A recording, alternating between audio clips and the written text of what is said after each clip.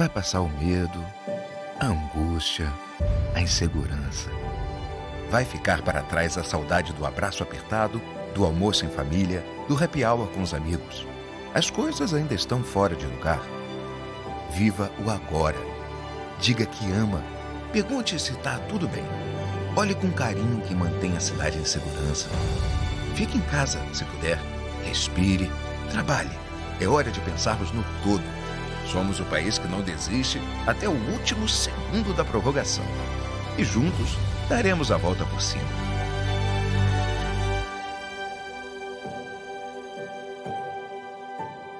Tudo isso vai passar.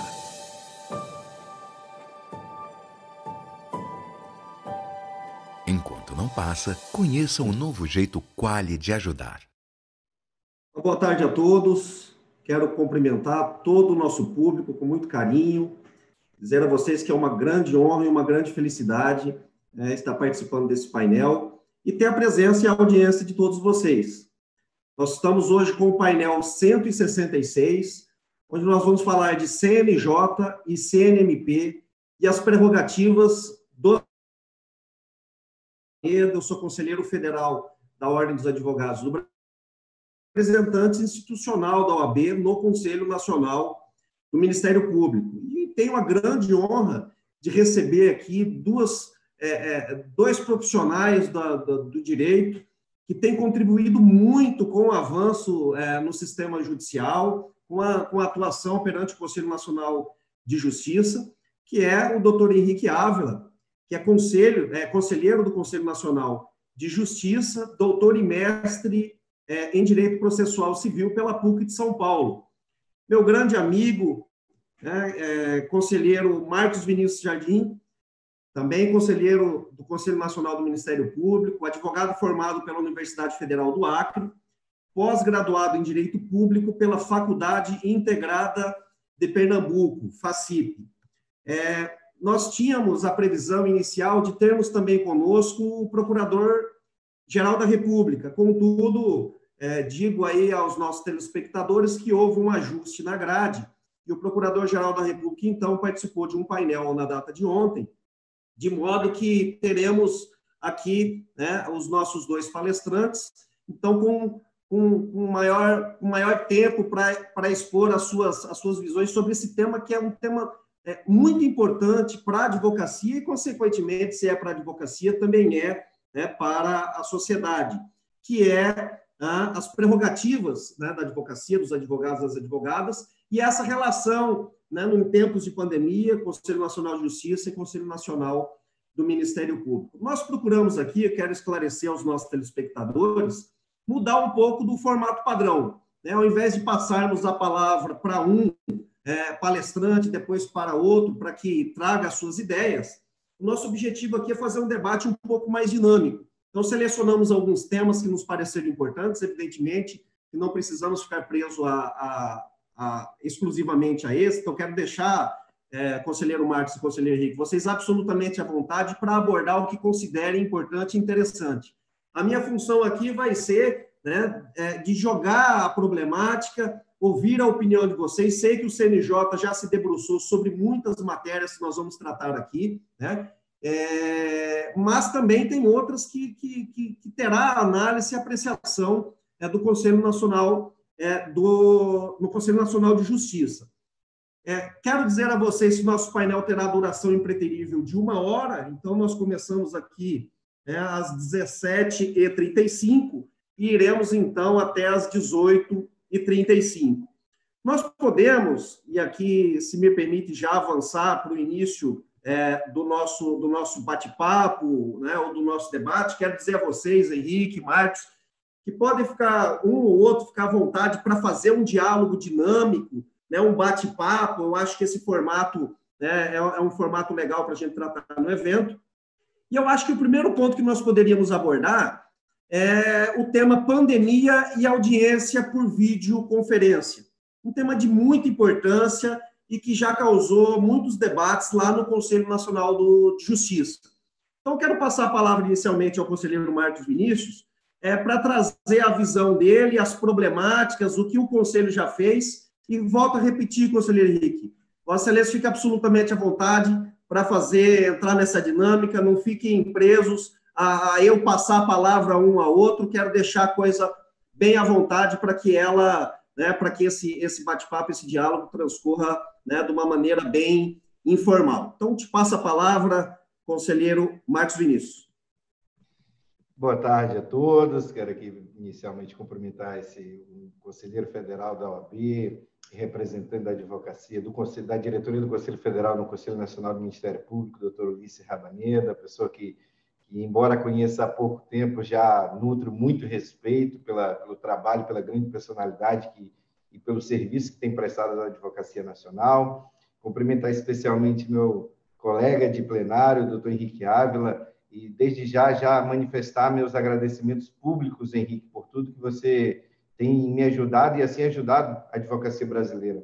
Indicado do Senado, mas um advogado de carreira, respeitado, né, com uma longa trajetória na advocacia, e tem sido assim, foi uma pessoa muito acolhedora. Devo muito ao Henrique por tudo que me fez, que me atalhou, que me ajudou, ele pela larga experiência que já tem no Conselho Nacional de Justiça, foi uma pessoa fundamental para minorar as dificuldades de um início de trabalho num órgão tão notável e tão complexo como o Conselho Nacional de Justiça, diante das suas atribuições.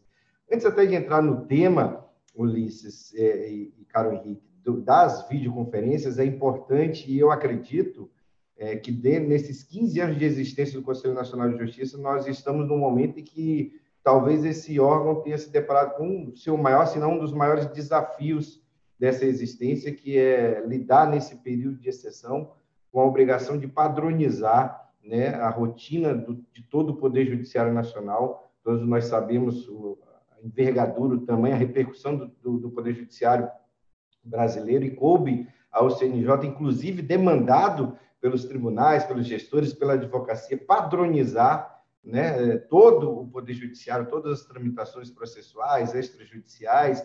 Henrique Ávila pode falar com muita propriedade, inclusive temáticas bem específicas, como os processos falimentares, situações como essa, que o Conselho Nacional de Justiça teve que se deparar. E veja que tarefa árdua, que empreitada realmente magnânima de conseguir tentar, dentro do possível, estabelecer pelo menos uma média dos interesses de tudo que envolve o Poder Judiciário brasileiro. Logicamente, isso não consegue, mas dentro das nossas atribuições e dentro do que o Conselho Nacional de Justiça pode realizar, acredito que tentou, no máximo, chegar a proximidade do consenso, acho que até desde o início da formatação do método de trabalho que foi estabelecido no Conselho Nacional de Justiça, através, por exemplo, da criação de grupos de trabalho multifacetados, com a representação não só da magistratura, mas também uma importante representação da advocacia, através do representante também do Conselho Federal, dos conselheiros, de representantes de associações, ou seja, a advocacia presente na elaboração, no nascedouro dos estudos, das propostas, por exemplo, de resoluções.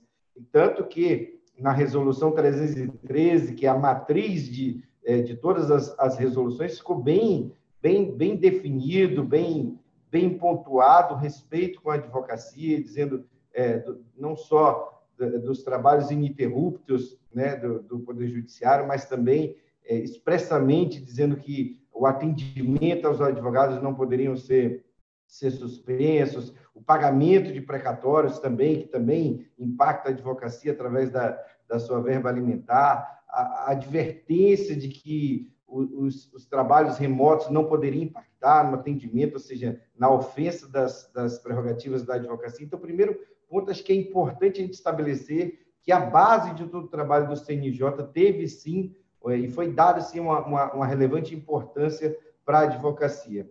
E se de início, logicamente, num aspecto em que havia dúvida, em que tudo era desconhecido, logo no início da declaração de pandemia, que todos os prazos foram suspensos, físicos e eletrônicos, com a retomada dos prazos em processos eletrônicos, através da Resolução 314, possibilitou-se, no caso, a realização de videoconferências. Isso, na teoria, acho que até é bem tranquilo, digamos assim, até porque o CNJ também ofereceu uma plataforma que é bastante interativa, possibilita a atuação do advogado, intervenção de toda forma.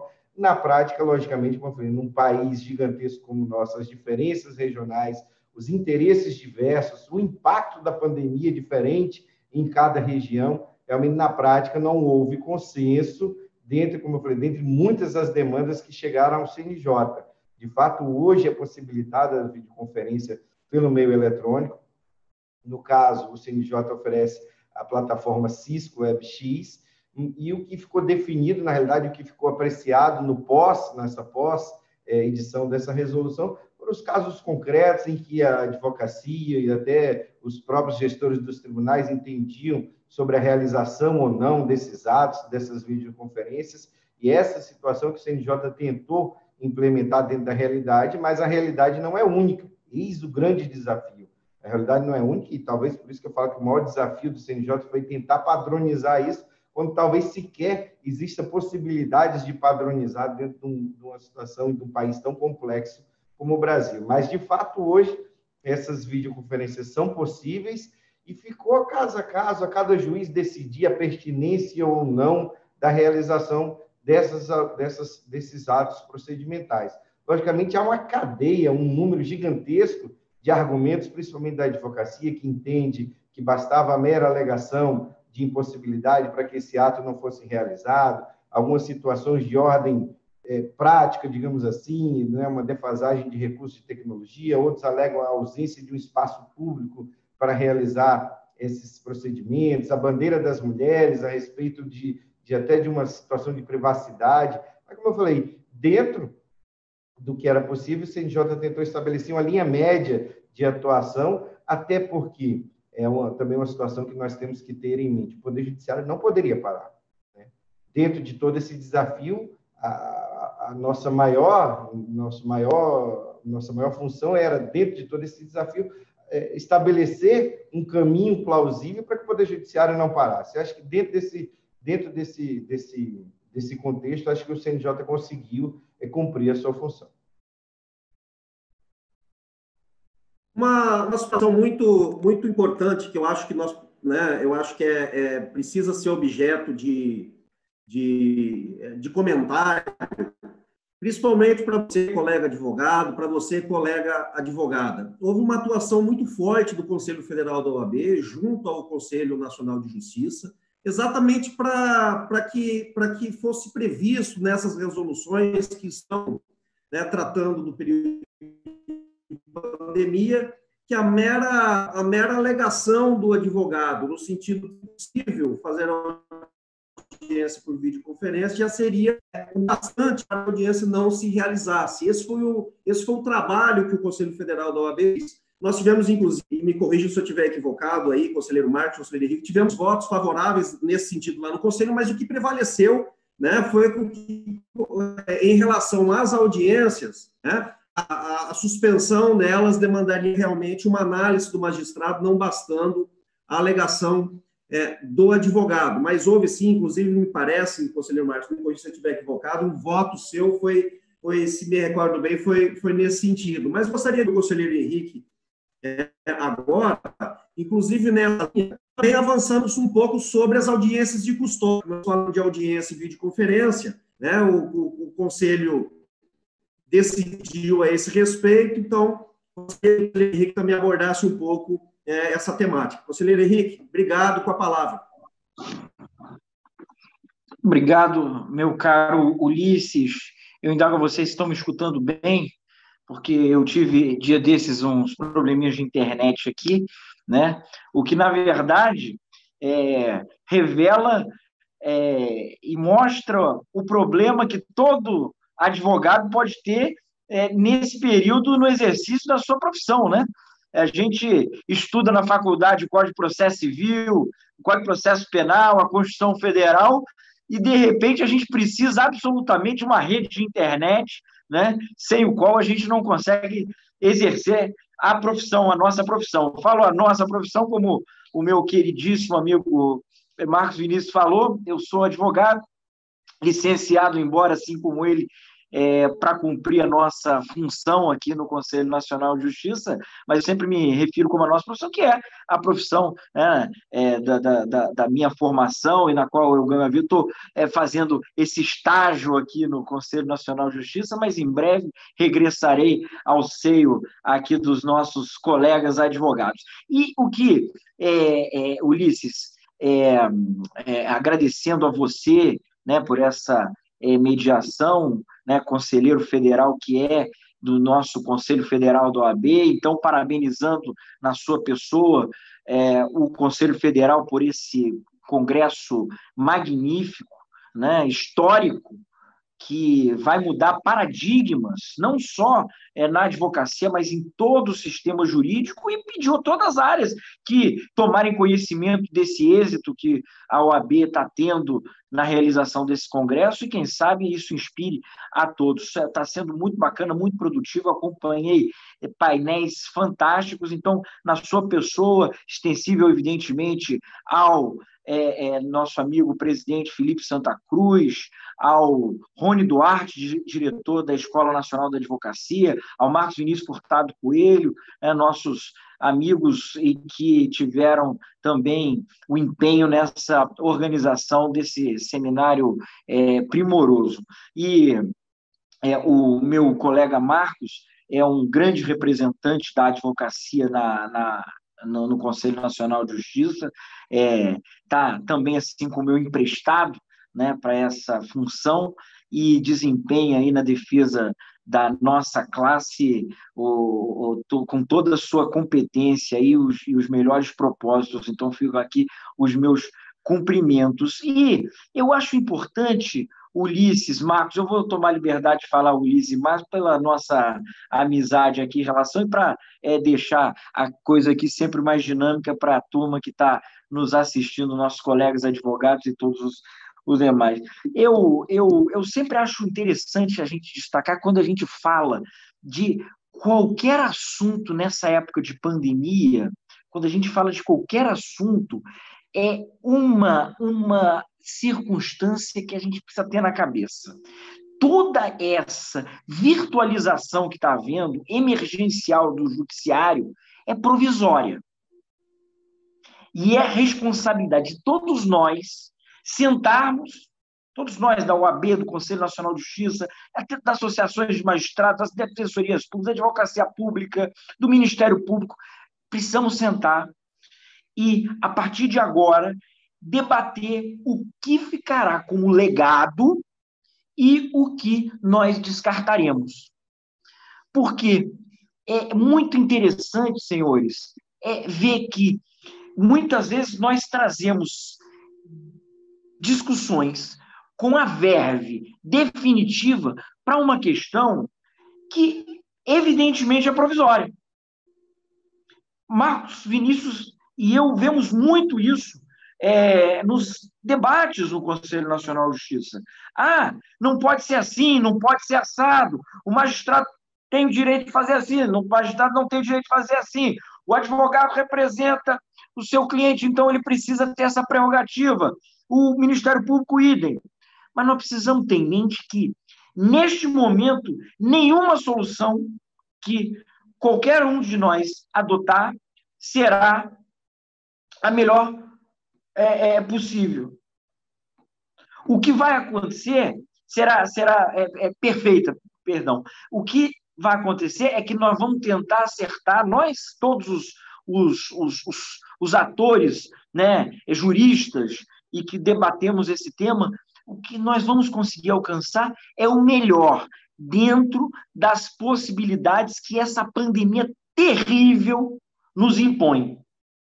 Então, quando um colega advogado vem com toda a razão dizendo: eu não estou conseguindo fazer a sustentação oral no tribunal, e nós, não é, Marcos, nos empenhamos no CNJ para que ele resguarde essas prerrogativas, nós também temos uma palavra de alento. Espero eu estar correto nisso. Nós, além de tentarmos brigar por essas prerrogativas, nós também temos uma palavra de alento, que é o seguinte: vamos torcer para essa pandemia passar e que as coisas voltem ao normal. Porque isso tudo, essa loucura, eu vou tratar nesses termos, essa loucura toda, felizmente, é provisória. E aí, seguindo, né, fixada essa premissa, o que nós podemos fazer para tratar a justiça e as prerrogativas de todos esses atores do sistema de justiça da melhor maneira possível? Esse é o nosso grande desafio. E o Marcos falou, como sempre faz, de maneira muito elucidativa. Nós precisamos encontrar o denominador do que é viável para que o judiciário funcione também, porque parar o judiciário também não é bom negócio para ninguém. E eu acho que, felizmente, vou na linha do Marcos também, eu acho que, felizmente, nós conseguimos, OAB, Ministério Público, magistratura e Conselho Nacional de Justiça e tribunais seccionais da OAB tiveram um papel relevantíssimo nisso, sobretudo com as peculiaridades de cada estado. Eu acho que nós conseguimos chegar num saldo que, se não é perfeito para ninguém, nós fizemos o trabalho andar.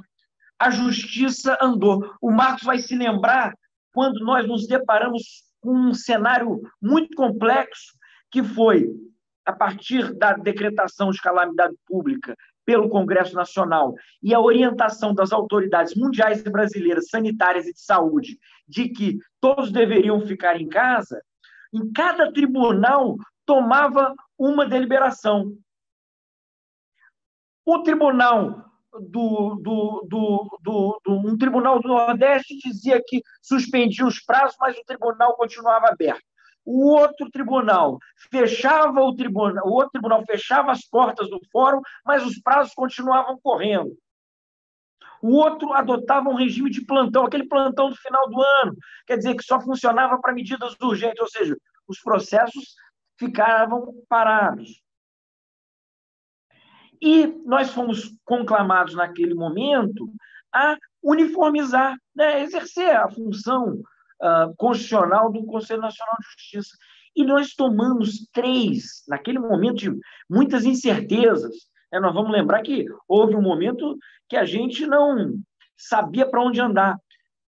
Momentos de muita incerteza. A primeira delas, fechar os fóruns, para segurança de todos, seguindo as recomendações das autoridades de saúde, sanitárias de saúde. A segunda delas, relevantíssima, foi, embora os fóruns permanecessem fechados, todos os juízes e todos os servidores do Brasil permaneceriam trabalhando 100% das suas casas, de maneira remota. E esse ponto, um breve parêntese aqui que eu abro, foi muito interessante. Muitos magistrados e servidores ficaram muito assustados. Um mês depois, a gente já via nas redes sociais as associações de magistrados divulgando dados da produtividade, que a produtividade aumentou. Ficamos todos muito satisfeitos. E a terceira, e não menos importante, pelo contrário, importantíssima, a suspensão de todos os prazos, todos os processos em todo o Brasil. Por quê? Porque naquele momento o advogado foi praticamente impedido de frequentar o seu escritório, o cliente do advogado também não estava no seu trabalho. Como é que ele ia cumprir prazo? Ele ia ter o ônus de cumprir o prazo. Vejam, ele poderia cumprir voluntariamente, mas ele ter o ônus de cumprir o prazo não nos parecia adequado naquele momento. E aquela suspensão, naquele momento de muitas incertezas, se mostrou, felizmente, muito acertada, e todos nós sabemos, os prazos vêm voltando, né? Já voltaram a maioria deles, na medida em que a situação vai se ajustando. E mais do que isso, senhores, na medida em que nós vamos nos aperfeiçoando e aprendendo a lidar com essa nova realidade, com esse new normal, né, que se tem dito em todo o mundo. Vejam, esse programa que nós estamos usando aqui para fazer esse maravilhoso congresso. Eu, antes da pandemia, sequer sabia da existência. Hoje eu já me tornei um especialista, eu sei onde estão todos os botões aqui e tal. Eu estou dizendo que eu sou um especialista, mas de vez em quando cai aqui a coisa e tal. A gente ainda vai aprendendo, né, Marquinhos? A coisa, lá na sessão, né, do CNJ, de vez em quando eu apronto umas confusões aqui com a tecnologia, mas é natural, a gente vai se aperfeiçoando, né? Eu sempre usava um fone que eu usava para escutar música. Eu percebi, com essa necessidade nossa de fazer as coisas virtualmente, que o meu fone era uma porcaria. Eu descobri isso. As pessoas falavam, Henrique, não dá para escutar o que você fala no microfone. Aí eu comprei um outro mais carinho, um pouquinho mais caro, e que também não funcionava muito. Aí eu comprei um mais caro ainda e coloquei aquele negócio na orelha. Era maravilhoso. Eu tenho 2 filhos pequenos em casa, eu não escutava nada, eles falando nada e tal. Só que eu só conseguia ficar 7 minutos e meio a 8 minutos com ele no ouvido, porque ele me esquentava a orelha, e era uma desgraça. Ou seja, nós vamos nos aperfeiçoando no que diz respeito ao software, né? E também ao hardware. Veja que interessante, o ser humano tem uma capacidade maravilhosa de adaptação. E o mais... eu sou um otimista, é verdade, mas eu acho que eu tenho razões para ver isso com otimismo, Ulisses. Eu acho que eu tenho razões, acho que vocês também veem. Nós estamos aprendendo a lidar de maneira emergencial com todas essas dificuldades. Os advogados, quantos estão trabalhando com muita dificuldade Brasil afora? Quantas dificuldades nós vemos? E algumas a gente pode colaborar, o CNJ, a OAB e tal, outras a dificuldade aumenta e a gente vai nessa linha, mas quando voltar e algumas ferramentas, né, de tecnologia da informação ficarem como legado, nós estaremos bastante avançados. Eu acho que isso vai servir para nos ensinar e nos fazer avançar muito em termos de justiça. Eu falo aqui porque também sou presidente da Comissão de Solução Adequada de Conflitos, então nós estamos implementando cada vez mais a mediação online, né? Então isso está colaborando muito com o advogado, com os juízes de todos os cantos do país, quer dizer, para facilitar cada vez mais. Eu tenho escutado muitos juízes, por exemplo, de juizados especiais, cujas as audiências, é verdade, são mais simples, então, que tem feito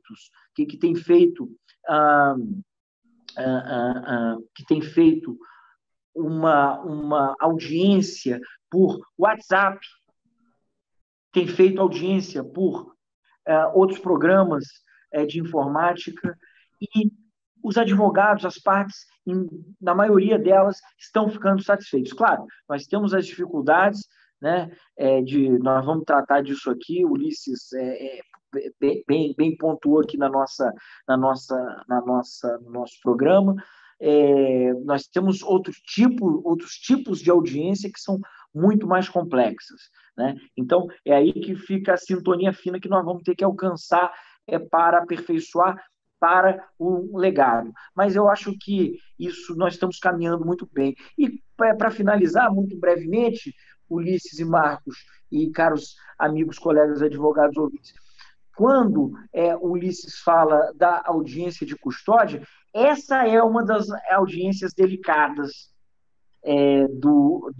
para se fazer de maneira virtual. Essa é uma das audiências delicadas. Por quê? Porque envolve uma miríade, uma série de necessidades entre atender ao réu de maneira adequada, o juiz ter aquela sensibilidade diante do réu, que a gente sabe que pelas câmeras fica mais difícil, o advogado ter acesso ao réu, né, para conseguir dialogar. Então, de maneira virtual, há algumas dificuldades. Há sim alguns benefícios, mas há outras dificuldades. E esse tipo de ponderação a gente tem que fazer. É muito importante, e você colocou muito bem, Henrique, estabelecer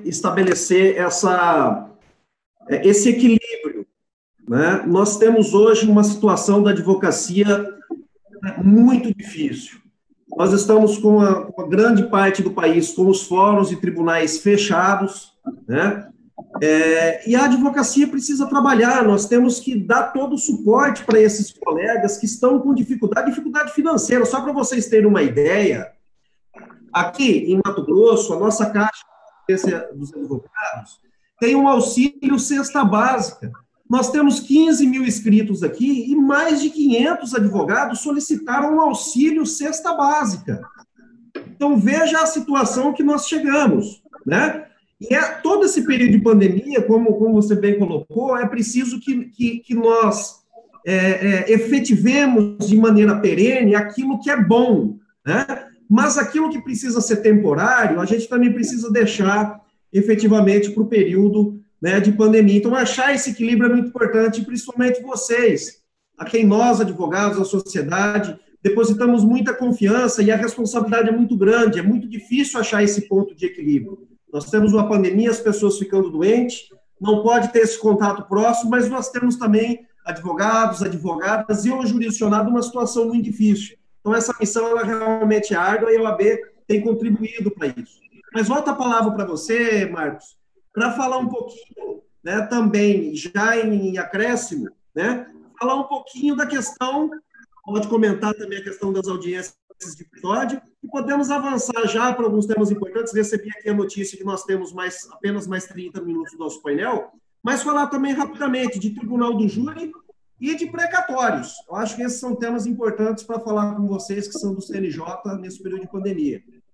Olha só contribuindo com o debate a respeito da audiência de custódia, demonstrando esse desafio que não existe verdade absoluta e como o Henrique falou, a medida que o CNJ tomar, logicamente, não vai ser considerada uma verdade ou 100% perfeita, mas ela é exatamente tentando minorar as dificuldades.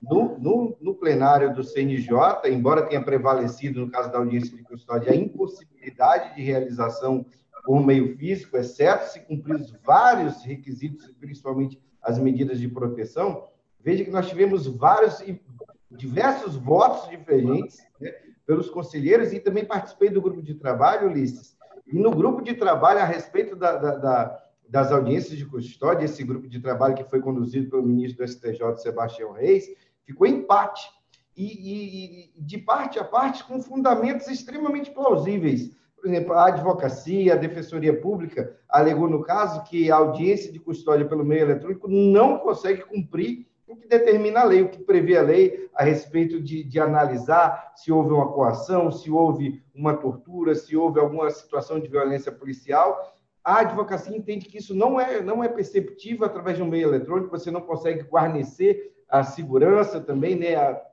do detento, ninguém sabe se pelo meio eletrônico ele vai estar exatamente ao lado daquele policial que eventualmente tenha cometido algum excesso, alguma arbitrariedade. Então, nesse aspecto, é extremamente plausível. Mas também ouvi manifestações extremamente bem fundamentadas da magistratura e calhando exatamente com o que a advocacia defende, de princípio da dignidade, de defesa do cidadão. Falei assim, olha, dentro dessa situação, esquecendo, inclusive, a parte realmente de legislação, mas pensando no detento, pensando no momento de exceção, é melhor. Ele ainda falou, ainda utilizou essa linguagem, é menos pior realizar ou não realizar a audiência de custódia, pensando no detento pelo meio eletrônico. Se há o argumento que não consegue ver, não consegue vislumbrar pelo meio eletrônico, situações sim poderão ser perceptíveis através desse meio, porque o que acontece hoje é que muitas dessas detenções não estão passando pela audiência de custódia. Há argumentações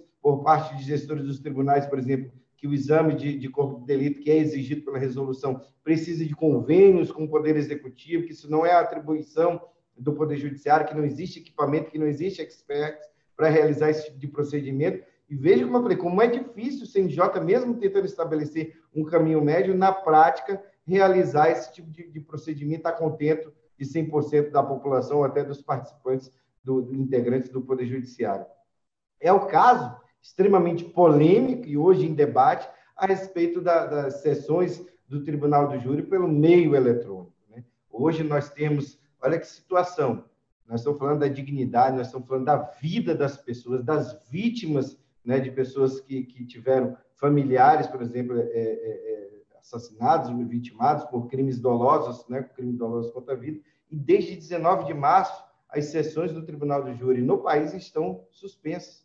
Milhares de processos, nós estamos falando de milhares de processos, estão estagnados, exclusivamente à espera da sessão do Tribunal do Júri. Isso é impunidade, né, no seu grau mais específico possível, fiel possível.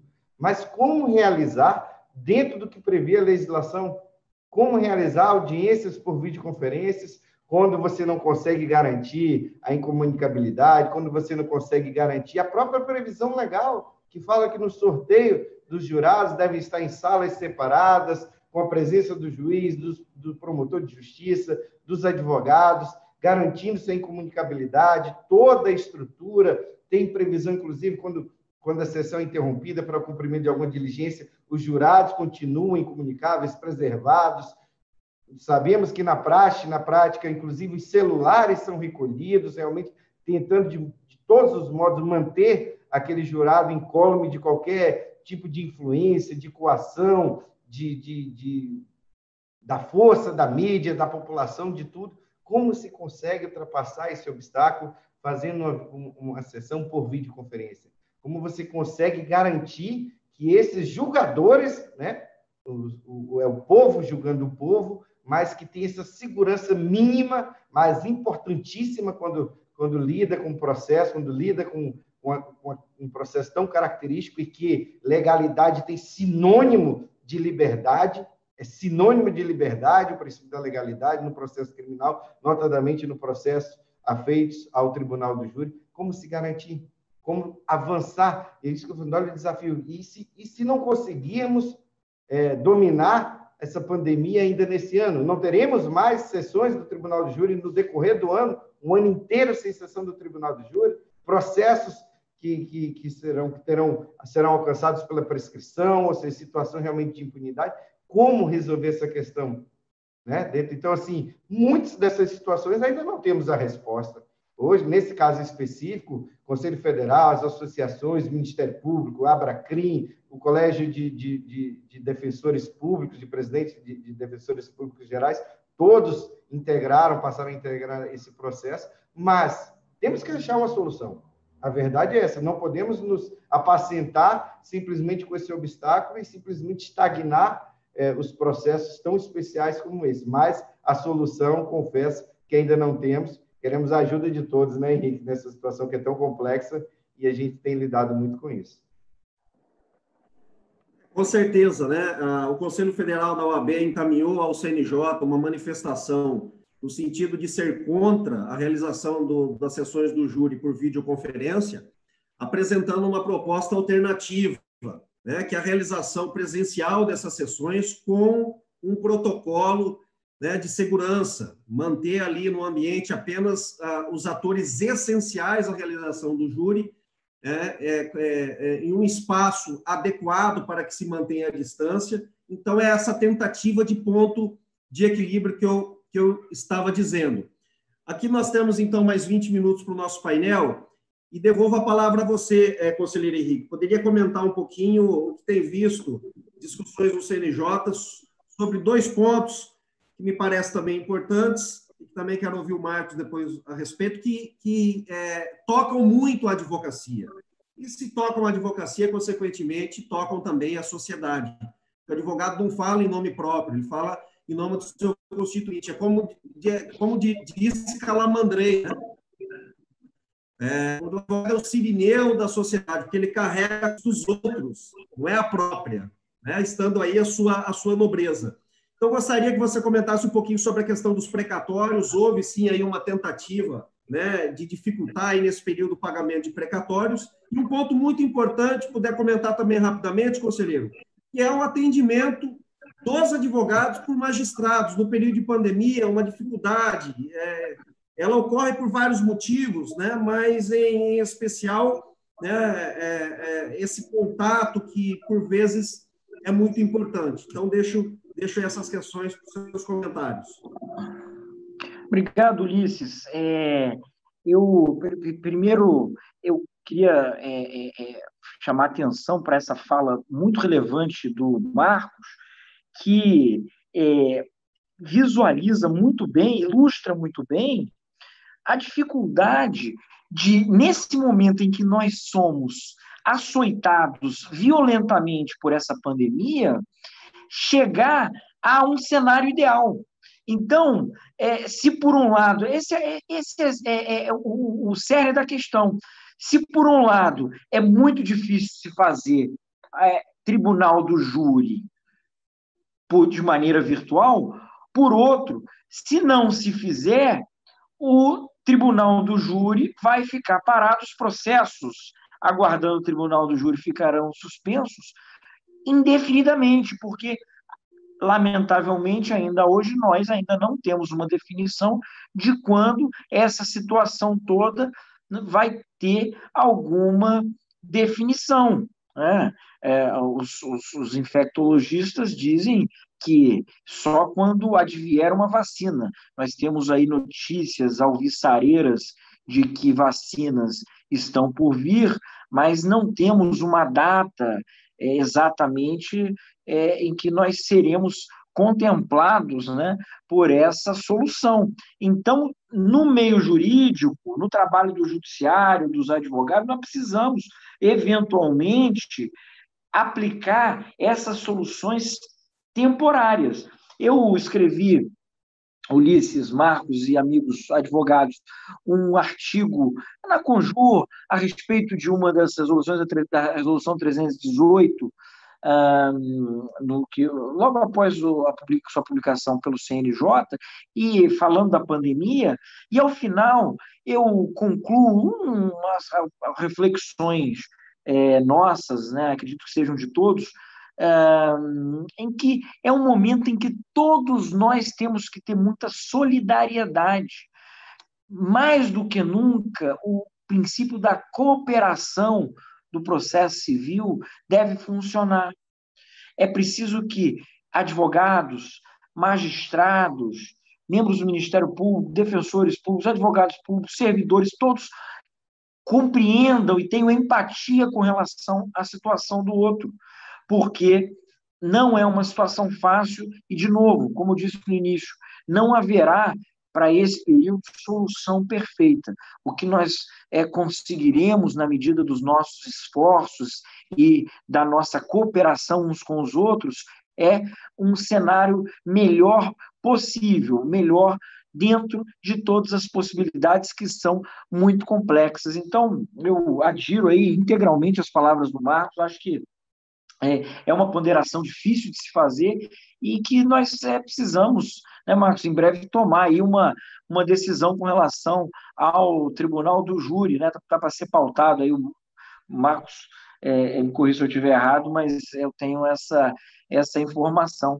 E, Ulisses, você falou muito bem, você lembrou muito bem o ponto do precatório. Qual foi o terceiro ponto que você chamou a atenção? Sobre o atendimento advogado, magistrado no período de pandemia. Perfeito. A questão dos precatórios, o Marcos pode falar isso também muito bem, mas nós enfrentamos uma dificuldade hoje orçamentária muito grande. É mais um caso em que se deve fazer uma ponderação, porque os tribunais e os estados, os entes federativos, a União Federal, todos estão passando por muitas dificuldades financeiras, mas isso não pode significar, entendo eu, nenhuma diminuição na prerrogativa e no direito das partes de receberem aquilo que é devido, aquilo que provavelmente já está demorando. Isso é importante que se diga. A maioria desses precatórios só chegou nesse momento sem pagamento porque não foi pago no passado quando deveria.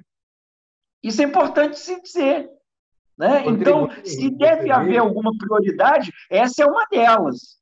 Porque, claro, haverá, eu acho que deve ser raro, aquele precatório que foi muito rápido e no seu terceiro mês adveio a pandemia e atrapalhou o pagamento. Provavelmente é um precatório que a Fazenda Pública está arrastando há muito tempo, né? Então, se a pandemia servir de justificativa, no ano que vem haverá outra justificativa e etc. Então, é preciso a ponderação com relação a esses tipos, e o Ulisses lembrou muito bem, essa prerrogativa dos advogados, né, de brigar e pelo direito dos seus clientes, é a prerrogativa da sociedade. Os advogados nada mais são do que os representantes da sociedade. Como o Ulisses citou muito bem Calamandrei, que dizia sempre, o advogado nada mais é do que seu cliente, do que a parte. Ele nada mais diz do que a parte diria se tivesse capacidade técnica para fazer isso. Então, é o direito da sociedade que nós estamos tutelando aqui, né? Então, o direito da sociedade que nós estamos tutelando, isso é muito importante. E para ser também objetivo e falar brevemente da questão do atendimento dos advogados, esse é um ponto que nós temos encontrado muitas dificuldades, né, Marcos? Tem chegado muitas reclamações ao Conselho Nacional de Justiça, acredito que nas seccionais da OAB, porque nós encontramos nos 18 mil juízes do país, muitos juízes que atendem o advogado. Aqui em São Paulo, uma juíza estava me contando que ela fica trabalhando online no Skype, né? E o Skype fica lá à disposição. E ela vai recebendo os advogados, quer dizer, como se ela estivesse no gabinete dela e os advogados simplesmente abrissem a porta. Eu achei isso maravilhoso. Mas, evidentemente, isso eu não tenho essa estatística, não sei se é excepcional ou não. Não acontece em todo lugar, eu não gostaria de ser impreciso nem injusto com ninguém, mas é primordial que nós, então, já que estamos tendo essa dificuldade, que nós elaboremos, né, como estamos fazendo, né, Marcos? Normas para disciplinar o atendimento nesse período de pandemia em que as partes não conseguem ter acesso físico, o acesso virtual. Porque eu vou dizer aqui com muita sinceridade e acho que com muita segurança, atendimento por e-mail não é atendimento a advogado. Atendimento, nem que seja por telefone. Atenda por telefone. Mas o advogado tem que ter acesso ao juiz, ele tem que ter acesso ao desembargador, ele tem que ter acesso ao ministro, porque ele precisa explicar a causa do seu cliente. Por e-mail não é atendimento, né? Eu não acredito que alguém ache que isso é uma solução para essa época de pandemia. Um e-mail, quer dizer, o e-mail... Aliás, o e-mail já é uma ferramenta ultrapassada hoje em dia, né? Obsoleta, né? Até para a nossa comunicação diária aqui. Então, tanto menos ele pode funcionar como tratamento para os advogados. Então, eu acho que são esses pontos que a gente precisa encontrar os ajustes finos, né? Não são simples de serem encontrados, mas com empenho, e a gente vai melhorando aí cada vez mais a vida dos advogados e dos jurisdicionados de uma maneira geral. Olha só, ótimo, conselheiro. Você vê essa questão aí para você, Marquinhos. Essa questão dos precatórios, você vê como o Henrique falou, o desafio de você conseguir equilibrar isso. Se de início o CNJ editou a recomendação número 69 de 2020, que foi no sentido de estimular o pagamento dos precatórios, uma recomendação para que os setores responsáveis pela gestão de precatórios realmente liberassem todos aqueles valores que já estivessem prontos, requisição de pequenos valores que já estivessem disponíveis, recomendando também aos juízes de execução de primeiro e segundo grau prioridade para essas demandas, ou seja, no sentido de distribuir realmente riqueza já diante de um quadro de estagnação econômica, até de recessão. Recentemente também o Conselho Nacional de Justiça, entendendo que essa recessão impactou os municípios, os gestores, inclusive, que além de ter diminuído bastante, né, a sua carga tributária diante da recessão, na verdade, da estagnação econômica, também ele conferiu, no caso ao Tribunal de Justiça de São Paulo, um parcelamento, digamos assim, deferiu uma suspensão durante alguns meses para que acumulasse para os últimos 4 meses desse exercício. Bem claro isso, que o que estava realmente programado para ser pago em 2020 Não é que vai ser paga em 2021, continuará sendo paga em 2020, mas de maneira concentrada nos últimos 4 meses, ponderando exatamente isso. Se de início estimulamos que os juízes de execução, que os gestores de precatório liberassem o máximo possível esses precatórios, principalmente os pequenos, né, de pequeno valor, também, de outro lado, a gente não pode esquecer que estamos numa pandemia, num período de exceção, e também temos que analisar que os entes públicos também estão assim estrangulados e que estão tentando, da melhor forma, dominar esse caráter de exceção. E em relação ao atendimento dos magistrados, que é importante isso, e eu, como posso falar, assim, realmente, humildade lá longe, digamos, conhecimento de causa, é um dos três fatores de maiores reclamações do sistema da OAB de violação de prerrogativa, dentre acesso a processo, a inquéritos. Um deles é o atendimento por parte das autoridades públicas, notadamente a magistratura. Ou seja, antes da pandemia, já era uma bandeira da advocacia, uma situação que sempre demandou muito a atuação do sistema OAB.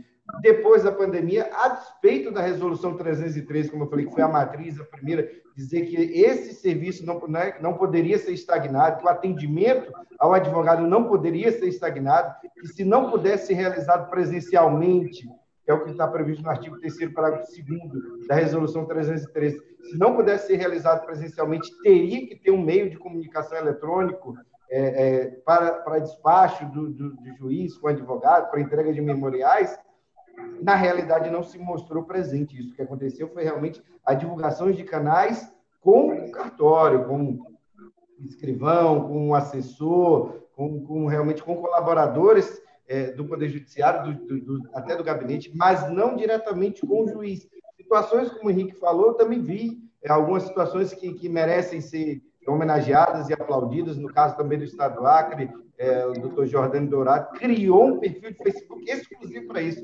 Não, ele já tinha um dele, criou um exclusivamente para atendimento a advogados relativos a processo e deixou isso, foi muito aplaudido no Estado do Acre, teve bastante repercussão, inclusive divulguei também no grupo para tentar, né, viralizar nesse aspecto, um aspecto positivo, para que outros magistrados também assim o fizessem. Mas, diante das atribuições, o Conselho Nacional de Justiça baixou a recomendação na última sessão, capitaneada pela conselheira Flávia Pessoa, recomendando a criação de um canal de comunicação eletrônica direto entre magistratura e advogado, e como é importante essa iniciativa do CNJ, mesmo a título de recomendação, porque até então não tínhamos nenhum tribunal. Hoje, pouco mais de alguns dias depois, nós já temos o Tribunal de Justiça do Amazonas, e hoje eu sou do Rio de Janeiro, baixando regulamentação própria, estabelecendo a obrigatoriedade de comunicação eletrônica entre juízes e advogados no tempo de pandemia. E depois a gente discute isso no período de normalidade,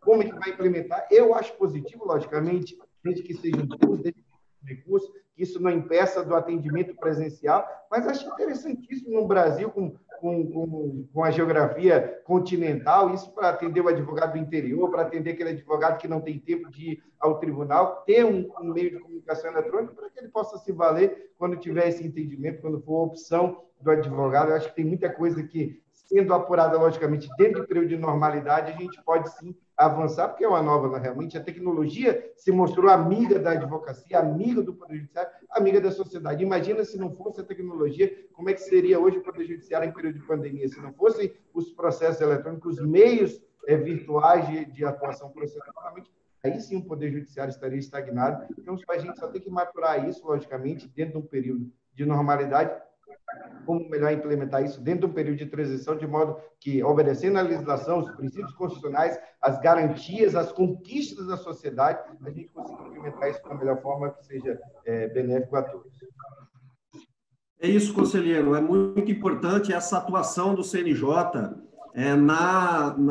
através de recomendações, né, ou através de atuação num caso concreto, para a efetivação, né, real desse atendimento do advogado, da advogada no período de pandemia. Atender advogado não é favor, atender advogado é obrigação do servidor público, não é do juiz, do promotor, do servidor, é do Poder Legislativo, do Executivo. Então, não é favor, é obrigação. Aqui é a nossa realidade, desde o início da pandemia, né, aqui no estado do Mato Grosso, desde o princípio já houve a divulgação de canais para que a advocacia, né, pudesse entrar em contato com os magistrados. Então, andou muito bem aqui o nosso tribunal, né, que foi sensível a essa necessidade. Então, na nossa realidade aqui, salvo casos pontuais, nós temos sim a adesão da magistratura a essa ideia de necessidade de atendimento, né, do advogado. É preciso que isso se reconheça e trago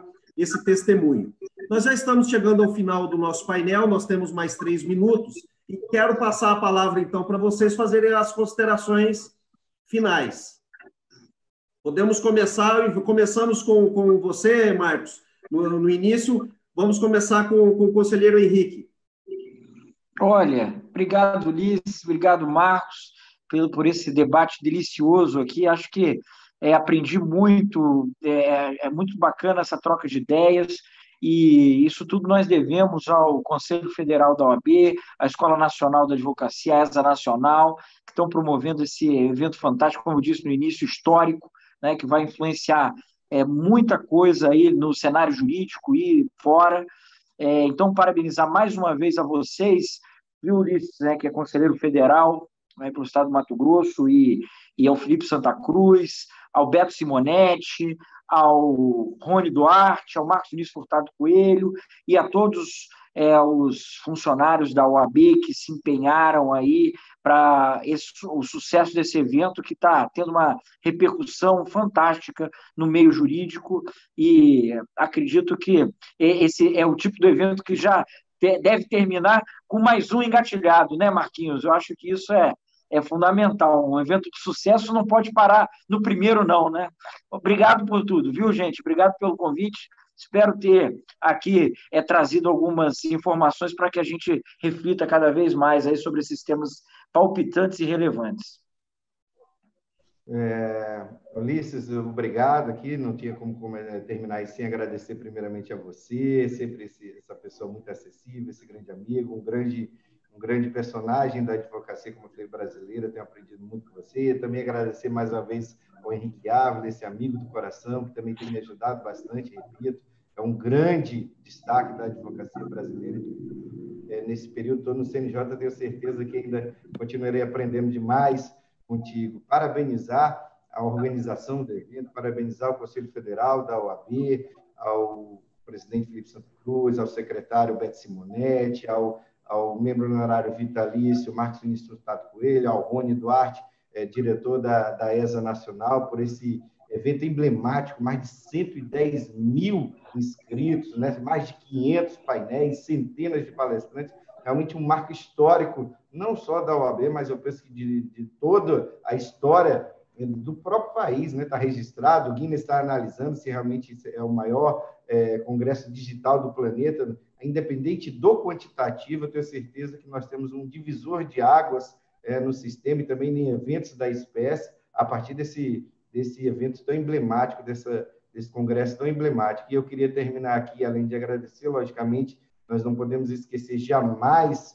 né, nenhum pano de fundo, é a temática principal desse congresso, que é a pandemia do Covid, esse fenômeno brutal que já vitimou mais de 90 mil famílias brasileiras, 90 mil famílias que estão sofrendo com a perda dos seus entes, mais outros milhares de pessoas que estão sofrendo hoje também com seus entes, ou com pessoas que estão tentando se curar, ou também sofrendo com seus entes que estão sofrendo com essa doença trágica, desconhecida. Então, ao tempo em que agradeço por essa digna oportunidade que tenho hoje de participar desse evento magnânimo, eu presto a minha solidariedade a todos os brasileiros que têm sofrido com essa pandemia, desejando a Deus que tenhamos dias melhores, que a ciência, que a inteligência humana realmente consiga suplantar esse período de tanto desafio. Muito obrigado. Quero agradecer ao conselheiro Henrique Ávila, ao conselheiro Marcos Vinícius Jardim Rodrigues, por terem aceito o convite do Conselho Federal da OAB para participar desse painel. Foi um bate-papo rápido, nós temos, né, 1 hora, e, evidente, fica muita coisa ainda para ser conversada, para ser debatida, mas digo a vocês, conselheiro Marcos Vinícius, conselheiro Henrique Ávila, a advocacia brasileira deposita uma confiança muito grande nos advogados que compõem o Conselho Nacional de Justiça. Uma confiança na defesa das prerrogativas que não é do advogado. As prerrogativas é da sociedade, porque sem elas e a observância estrita dessas garantias é o cidadão quem padece, né? E o CNJ exerce uma função primordial. Muito obrigado pela participação. Quero aqui, ao final, encerrando o nosso painel, agradecer a presença de todos, parabenizar o presidente Felipe Santa Cruz, quero parabenizar o secretário-geral Beto Simonetti, o membro honorário vitalício Marcos Vinícius Furtado Coelho, e o nosso presidente da Escola Nacional de Advocacia, Dr. Rony Preus Duarte. Parabéns pelo evento, muito obrigado por essa oportunidade. E a você, telespectador, a você, estudante de Direito, né, a sociedade em geral, quero, na pessoa de cada advogado e de cada advogado, agradecer a audiência de vocês nesse congresso, em especial dos advogados mato-grossenses, a quem deixo um especial e carinhoso abraço a todos os advogados e advogadas, e cumprimentar a todos e agradecer a audiência. Fiquem com Deus, se cuidem e fiquem conosco, que agora já iniciaremos o próximo painel com temas ainda muito interessantes até o final do nosso congresso, Repercussões Jurídicas e Sociais da Pandemia. Grande abraço a todos e muito obrigado.